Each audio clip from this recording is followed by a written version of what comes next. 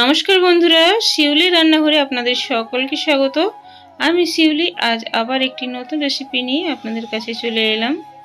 আজ আমি ঘরোয়া পদ্ধতিতে কিভাবে কাঁচা আমের চাটনি বানাবেন সেটা শেয়ার করলাম। তো আমি যেভাবে বানাই সেভাবেই শেয়ার করলাম। আপনারা অবশ্যই একবার ট্রাই করে আমাকে কমেন্টে জানাবেন। এখানে 3টে কাঁচা আম নিয়েছি।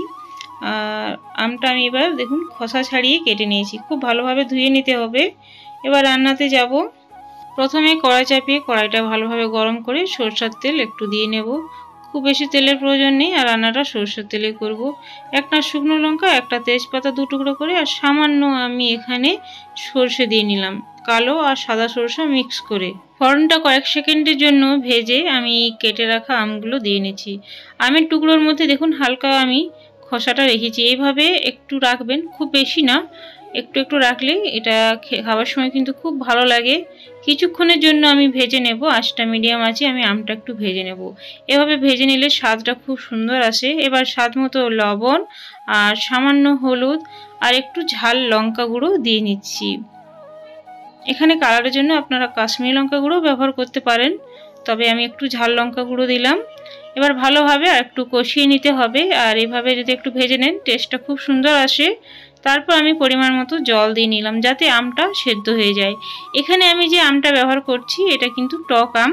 টক আমে চাটনিটা কিন্তু সত্যি খুব টেস্টি হয়। তারপর এখানে আমটা মোটামুটি সেদ্ধ হয়ে যাওয়ার পর কিন্তু আমি চিনি দিয়ে নেব। এখানে 4 চামচ চিনি ব্যবহার করছি। তো আমটা যেরকম মিষ্টি থাকবে আর আপনারা যেরকম মিষ্টি খেতে পছন্দ করেন সেই হিসাবে মিষ্টিটা দিয়ে নেবেন।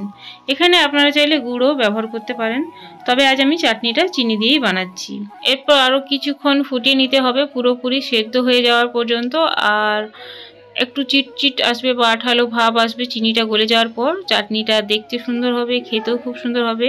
তো কিছুক্ষণ ফুটে ওঠার পর আমি এখানে 1 চামচের মতো ভাজা মশলা দিয়ে নেব। এখানে আমি জিরে, মৌরি আর মেথি আর অর্ধেকটা শুকনো লঙ্কা আমি হালকা শুকনো কড়াইয়ে ভেজে গুঁড়ো করে নিয়েছিলাম, সেটার থেকে 1 চামচের মতো দিয়ে নিলাম। এবার চাটনির পরিমাণ যেমন থাকবে সেই হিসাবে দিয়ে নিতে হবে। আমটা দেখুন পুরোপুরি গলে গিয়েছে।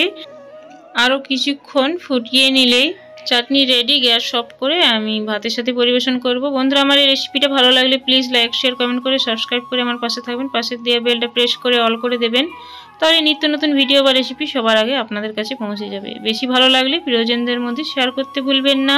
আজ তাহলে আসছি বন্ধুরা, পরে একটি নতুন ভিডিও বা রেসিপি নিয়ে আপনাদের সাথে আবার দেখা হবে। ধন্যবাদ ধৈর্য ধরে আমার এই ভিডিওটা দেখার জন্য। Thanks for watching.